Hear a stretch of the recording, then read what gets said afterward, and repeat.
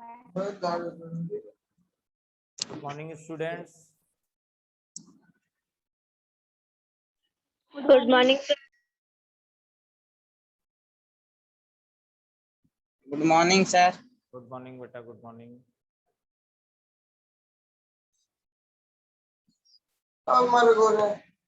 बेटा अपना जो वॉइस है वो म्यूट कर लीजिए और कैमरा ऑन कीजिए बेटा।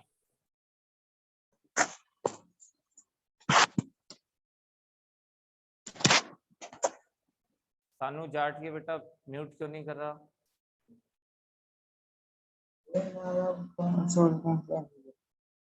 सोशल मीडिया बहुत दिखा लगा भी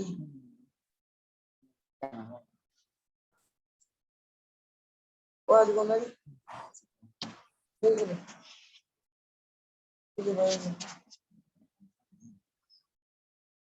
बेटा कैमरा ऑन कीजिए अपना। सभी बच्चे कैमरा ऑन करेंगे।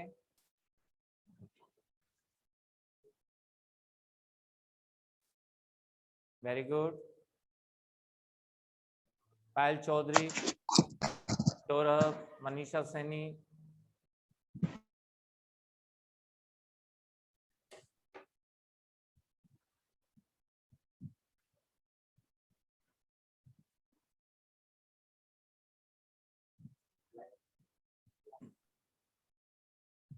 चलिए हम चैप्टर को आगे बढ़ाते हैं।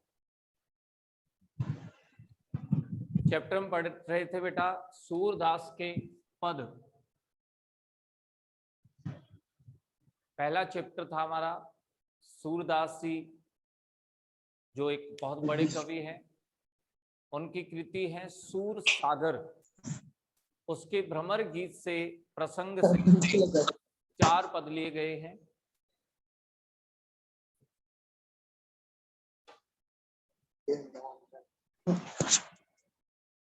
ये सौरभ बेटा वॉइस म्यूट कीजिए।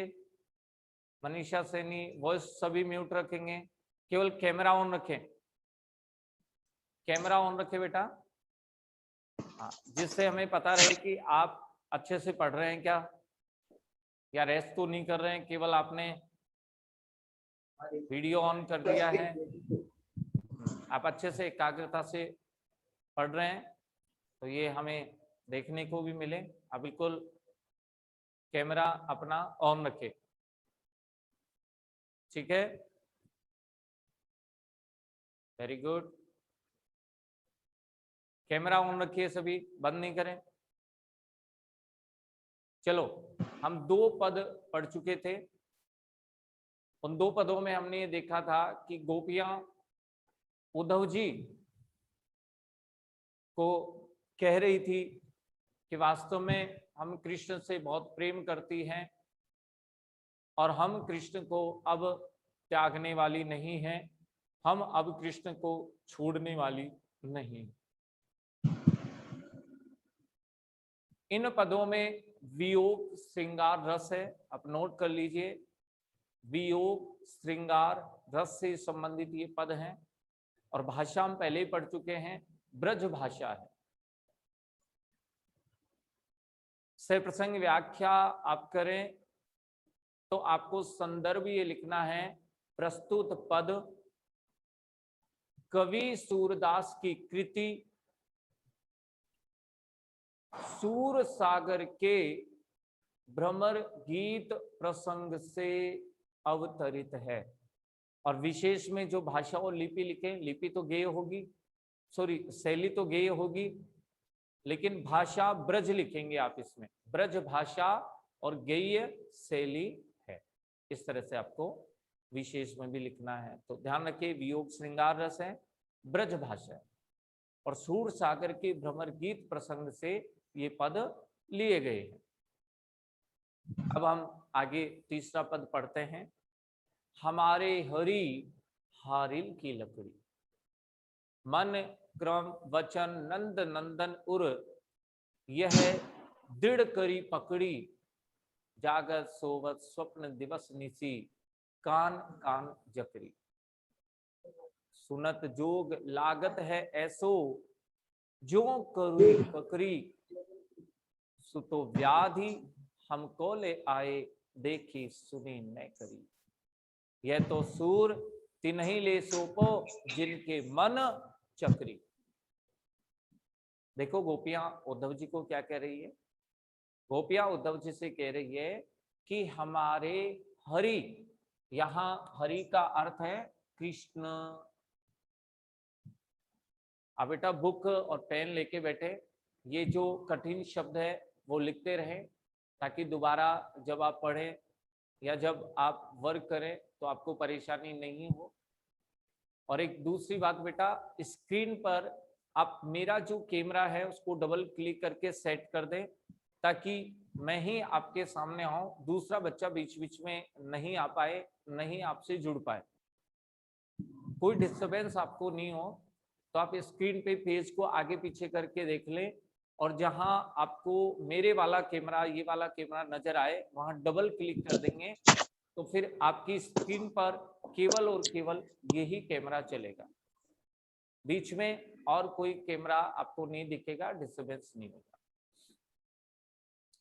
हरि का अर्थ है कृष्ण, और हारिल बेटा एक पक्षी का नाम है।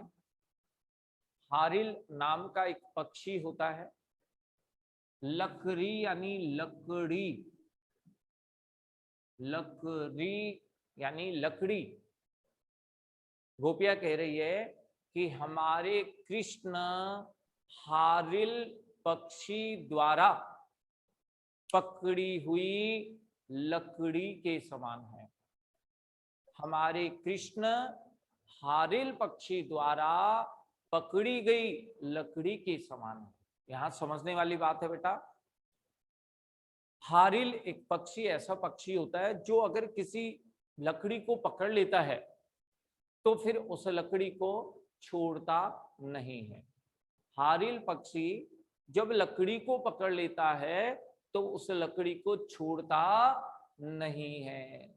तो यहां पर गोपियों ने तो खुद को तो हारिल पक्षी बताया कि हम तो हारिल पक्षी हैं, और कृष्ण को उस लकड़ी के समान बताया। कौन सी लकड़ी? जिसे हारिल पक्षी ने पकड़ रखा है। तो हारिल पक्षी तो गोपियों ने खुद को बताया है, और लकड़ी हारिल पक्षी द्वारा पकड़ी हुई लकड़ी कृष्ण को बताया है, कि जैसे हारिल पक्षी किसी लकड़ी को पकड़ लेता है, छोड़ता नहीं है, वैसे ही हमने भी कृष्ण को पकड़ रखा है। हम भी कृष्ण को नहीं छोड़ेंगी, हम भी कृष्ण को नहीं छोड़ सकती। वापस से सुनिए, हमारे कृष्ण हारिल पक्षी द्वारा पकड़ी हुई लकड़ी के समान है। हमारे कृष्ण हारिल पक्षी द्वारा पकड़ी हुई लकड़ी के समान है। अर्थात जैसे हारिल पक्षी किसी लकड़ी को पकड़ लेता है और उसे छोड़ता नहीं है, वैसे ही हम भी कृष्ण को नहीं छोड़ेंगी। नंद नंदन, नंद नंदन का अर्थ होता है कृष्ण। नंद का पुत्र कौन? कृष्ण। तो नंद नंदन यानी कृष्ण। क्रम को आप शुद्ध कर ले, कर्म कर ले, और वचन को कर लीजिए वचन। क्रम को कर्म करें, वचन को वचन। और यानी हृदय, और यानी हृदय। दृढ़, दृढ़ के आगे आप विश्वास लिख लीजिए। दृढ़ के आगे आप विश्वास लिख लीजिए। दृढ़ विश्वास करी यानी करके, पकड़ रखा है यानी स्वीकार करना। यहां पकड़ने का अर्थ स्वीकार करना है। मीनिंग्स आप लिखते रहें। गोपियां कह रही है कि हमने कृष्ण को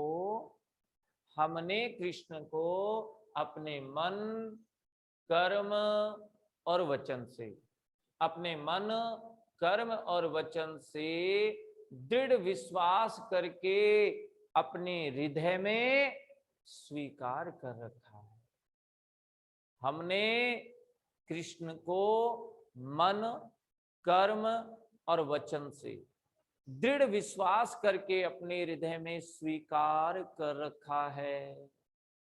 जागत यानी जागते समय, सोवत यानी सोते समय, स्वप्न में, दिवस यानी दिन, दिन में, और निशी यानी रात में। निशी यानी रात, दिवस यानी दिन, दिन में और रात में।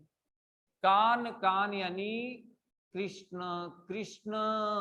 जकरी यानी स्मरण करना, कृष्ण कृष्ण नाम का स्मरण करती रहती है।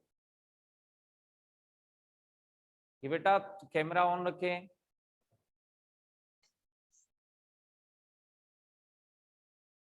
कैमरा ऑन रखे बेटा, नेट की परवाह नहीं करे, चल जाएगा इतना सो तो 1.5-2 GB मिलता है, हो जाता है उसमें क्लासेस, है ना। क्योंकि मुझे ध्यान है अगर आपने कैमरा ऑफ कर लिया तो शायद आप रेस्ट करके लेटे हुए भी पढ़ रहे होंगे, ऐसा हो सकता है ना।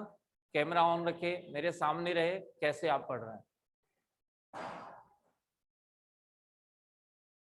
जागते हुए, सोवत यानी सोते हुए, स्वप्न में, दिवस यानी दिन में, और निशी यानी रात में। कान कान कृष्ण कृष्ण नाम का स्मरण हम करती रहती है। हम तो जागते समय और सोते समय, अपने स्वप्न में भी, दिन में और रात में, हम तो कृष्ण कृष्ण नाम का ही स्मरण करती रहती है।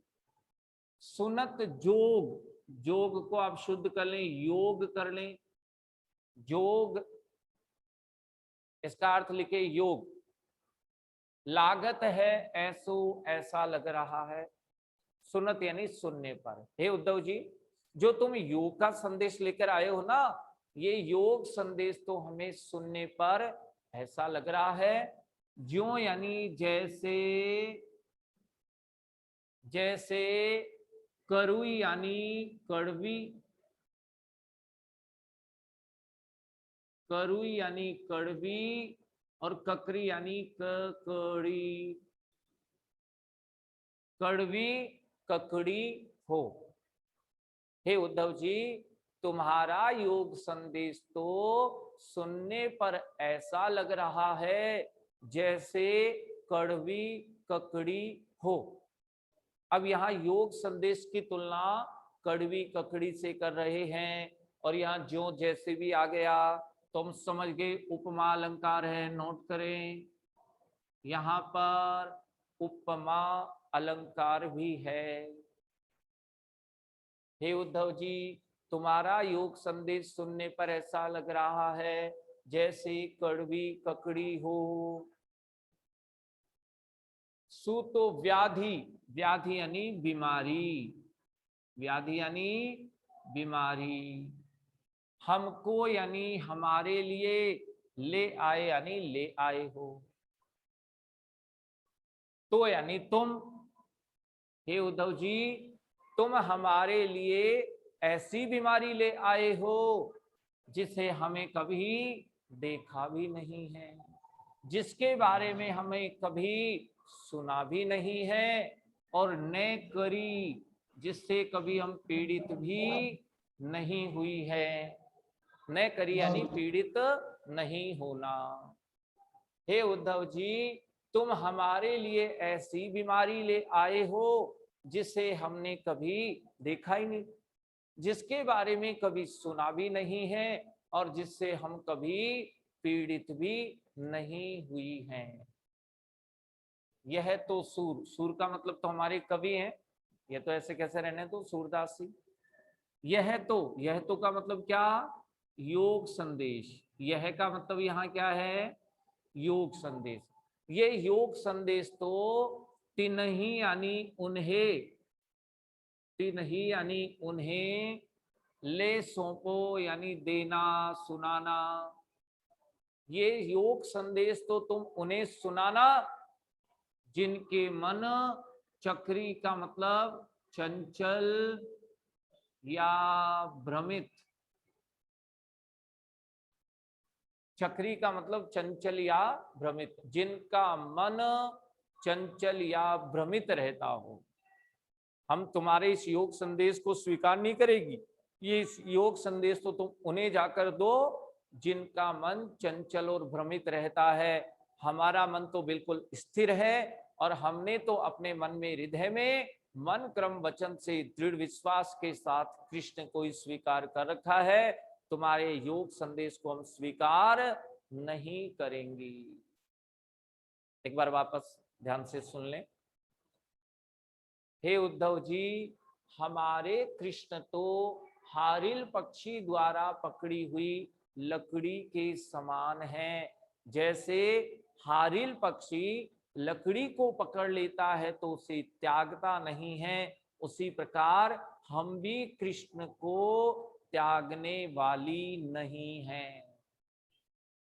हमने कृष्ण को अपने मन, कर्म और वचन से दृढ़ विश्वास करके हृदय में स्वीकार कर लिया है।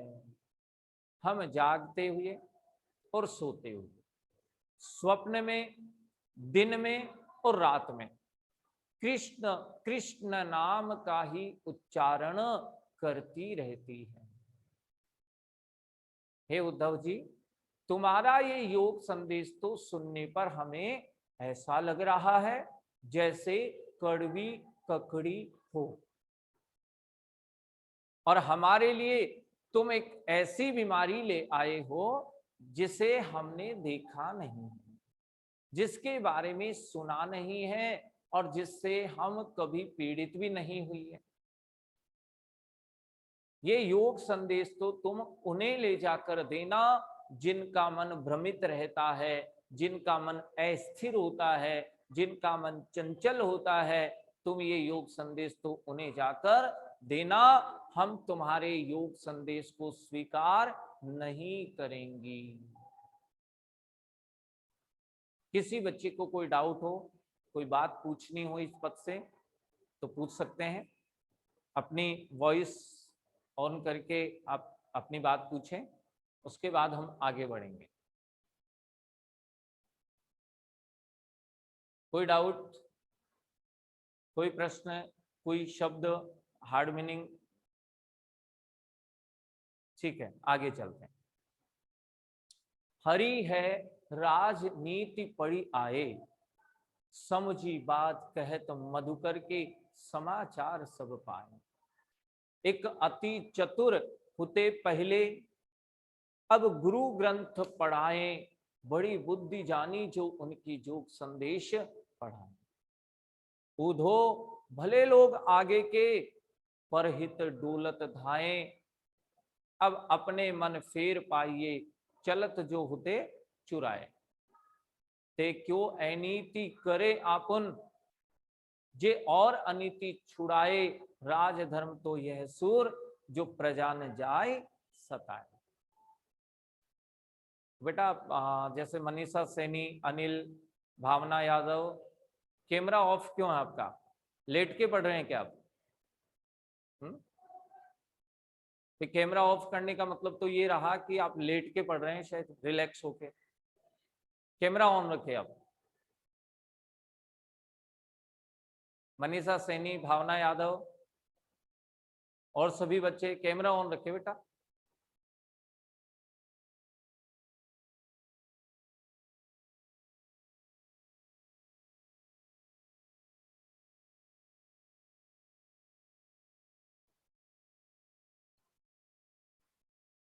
सौरभ, इसीलिए तो कैमरा ऑन करा रखा है मैंने।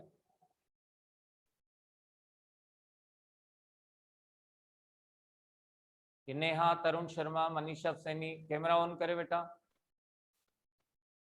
प्रियांशी, मानसिंह, कैमरा ऑन करे बेटा, सभी कैमरा ऑन करें।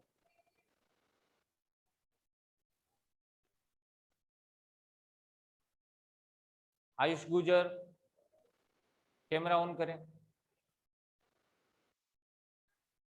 बेटा आपके लिए नई बुक है, नया सिलेबस है, इसलिए अच्छे से आप समझ करके पढ़ें, सुने।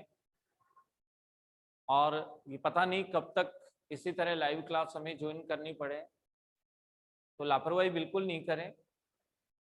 क्या पता कितने दिन ऑफलाइन स्कूल खुले और आपको बहुत सारी चीजें पूछनी हो, तो अभी आप एक्टिव होकर के एकाग्रता से पढ़ेंगे, सुनेंगे, तो आपके लिए बहुत अच्छा होगा।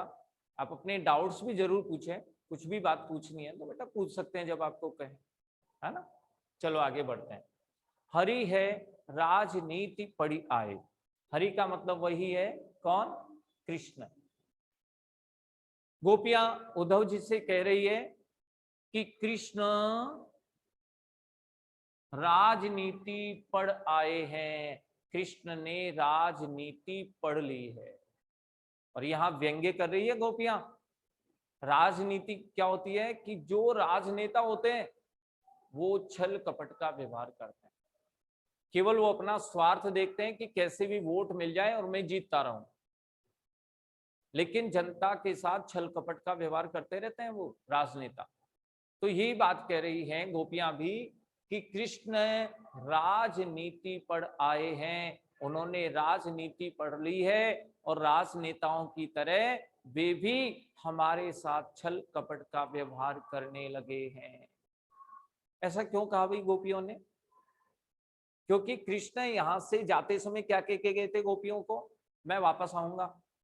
लेकिन अब वहां जाकर पुनः वापस यहां नहीं आ रहे, नहीं लौटे, इसलिए गोपियां कह रही कि छल कपट का व्यवहार करके गए, हमारे मन को चुरा के ले गए।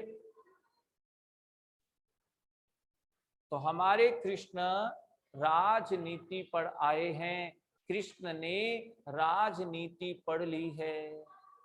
मधुकर का अर्थ है उद्धव, आप मीनिंग भी लिखते रहें। मधुकर यानी उद्धव।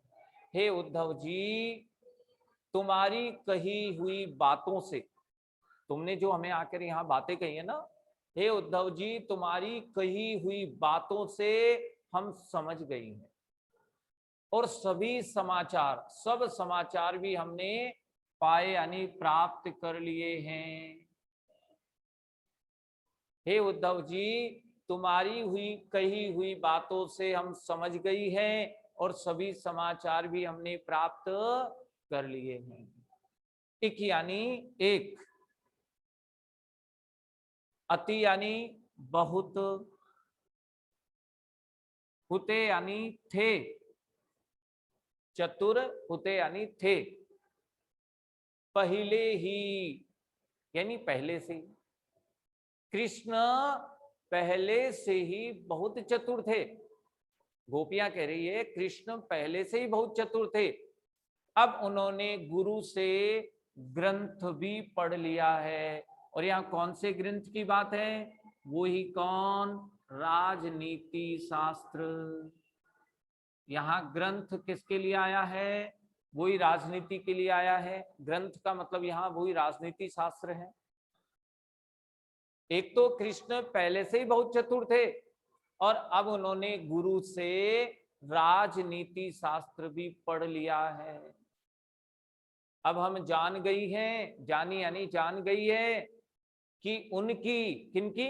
कृष्ण की, कृष्ण की बुद्धि बढ़ गई है। अब कृष्ण की बुद्धि बहुत बढ़ गई है। योग संदेश, योग को योग कर लीजिए,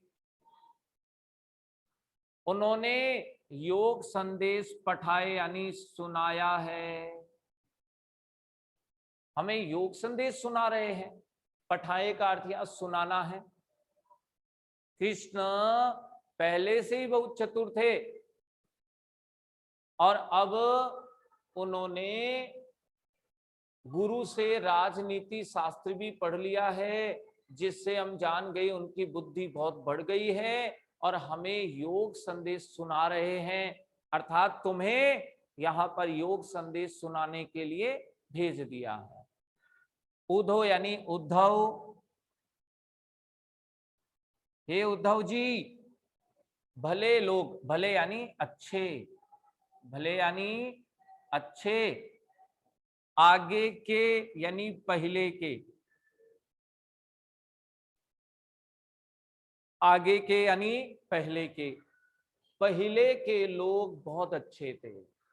पहले वाले लोग, पहले के लोग तो बहुत अच्छे थे। क्यों थे अच्छे?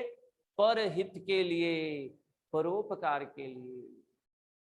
डोलत धाये, घूमते थे, घूमते रहते थे। डोलत धाये यानी घूमते रहते थे। जो परोपकार के लिए घूमते रहते थे, पर हित के लिए घूमते रहते थे, पहले वाले लोग तो इतने अच्छे थे, केवल भलाई करते थे, परोपकार करते थे। अब अपने मन फेर पाइए। अब हम अपने मन को फेर यानी फिर से पाइए, यानी पाना चाहती है, प्राप्त करना चाहती है। पाइए नहीं, प्राप्त करना। हम अपने मन को फिर से प्राप्त करना चाहती है। कहाँ चला गया इनका मन? आगे लिखा है, चलत जो होते चुराए। होते यानी था,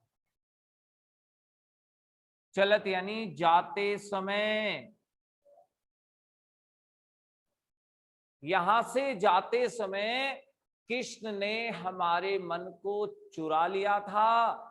हम अपने उस मन को फिर से प्राप्त करना चाहती है। यहां से जाते समय कृष्ण ने जो हमारे मन को चुरा लिया था, उस मन को हम फिर से पाना या प्राप्त करना चाहती है। ते क्यों? ते यानी वे, अनीति यानी अन्याय, आपुन यानी स्वयं। वे स्वयं अन्याय क्यों कर रहे हैं? भगवान कृष्ण के लिए कह रही है गोपियां कि वे स्वयं अन्याय क्यों कर रहे हैं। जे और अनीति चढ़ाए, और यानी दूसरों, दो दूसरों के अन्याय को छुड़ाते हैं, दूसरों को अन्याय से मुक्ति दिलाते हैं। वे स्वयं अन्याय क्यों कर रहे हैं? राज धर्म, धर्म को आप शुद्ध कर लें, धर्म कर लें।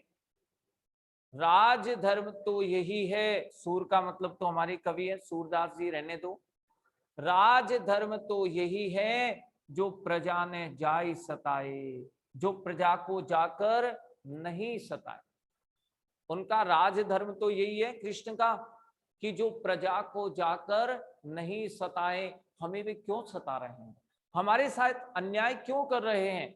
जबकि उनका राज धर्म तो यही है कि प्रजा को जाकर नहीं सताएं, बल्कि प्रजा का वे ध्यान रखें, प्रजा का हित करें, प्रजा को नहीं सताएं। वापस से सुने, ध्यान से सुने। हे उद्धव जी, कृष्ण राजनीति पढ़ आए हैं। वे राजनीति पढ़ चुके हैं।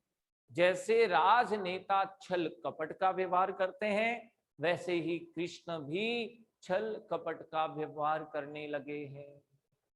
हे उद्धव जी, तुम्हारी कही हुई बातों को हम समझ चुकी है, बातों से हम समझ चुकी हैं, और सभी समाचार भी हमने प्राप्त कर लिए हैं। एक तो कृष्ण पहले से ही बहुत चतुर थे, अब उन्होंने गुरु से ग्रंथ भी पढ़ लिया है, उन्होंने किसी गुरु से राजनीति शास्त्र भी पढ़ लिया है। हम जान गई है कि उनकी बुद्धि अब बहुत बढ़ गई है। जो हमें योग संदेश सुना रहे हैं, योग संदेश सुनाने के लिए तुम्हें यहां भेज दिया है। हे उद्धव जी, पहले वाले लोग तो बहुत अच्छे लोग थे, जो परहित के लिए, परोपकार के लिए घूमते रहते थे। कृष्ण यहां से जाते समय हमारे मन को चुरा ले गए थे। हम अपने उस मन को फिर से प्राप्त करना चाहती है। जो दूसरों के अन्याय छुड़ाते हैं, जो दूसरों को अन्याय से मुक्ति दिलाते हैं, वे स्वयं ही आज अन्याय क्यों कर रहे हैं? राज धर्म तो उनका यही है कि प्रजा को जाकर नहीं सताएं, बल्कि प्रजा का हित करें, प्रजा का पालन करें। प्रजा को जाकर नहीं सताएं, बल्कि प्रजा का पालन करें। अब कोई भी प्रश्न, ये हमारा चैप्टर कंप्लीट हो गया है। कोई भी बच्चा कोई प्रश्न करना चाहे, कोई डाउट हो आपको, कोई कुछ पूछना हो, पूछ सकते हैं। निकिता यादव बोले बेटा, कोई डाउट है? नो? ओके। सौरभ आप बोलो बेटा, मेरी बात को थोड़ा कम ही सुन रहे थे, अच्छे सुन रहे थे? सौरभ थोड़ा सा बेटा स्थिर रह के सुना करो, है ना, थोड़ा हलचल करते हैं आप बीच बीच में। अच्छे बच्चे हो, ध्यान से सुनो। पायल चौधरी बोले बेटा, कोई डाउट है? नो सर, ठीक है बेटा। मैंने कल 9 पेजेस के नोट्स भेजे हैं, उसमें काव्य पंक्तियां भी मैंने भेजी है, जिससे किसी बच्चे के पास बुक नहीं हो तो आप इन पद्यांशों को लिख पाए। कठिन शब्द भी हैं, भावार्थ भी हैं, जो भी संभावित प्रश्न बनते हैं वो प्रश्न भी हैं, और बुक के पीछे वाले अभ्यास प्रश्न भी हैं। तो 9 पेजेस में मैंने इस चैप्टर के सारे नोट्स भेज दिए हैं। आप अपनी नोटबुक, नई नोटबुक बना करके उसमें हल करें, व्याख्याएं करें, सप्रसंग व्याख्या, भावार्थ करें। आज आपको इस पहले वाले की सप्रसंग व्याख्या करनी है और दूसरे वाले की केवल भावार्थ लिखना है, और सभी प्रश्न उत्तर आप हल करेंगे कॉपी में, जो मैंने सेंड किए हैं। 9 पेजेस का मटेरियल है। ठीक है बेटा, थैंक यू।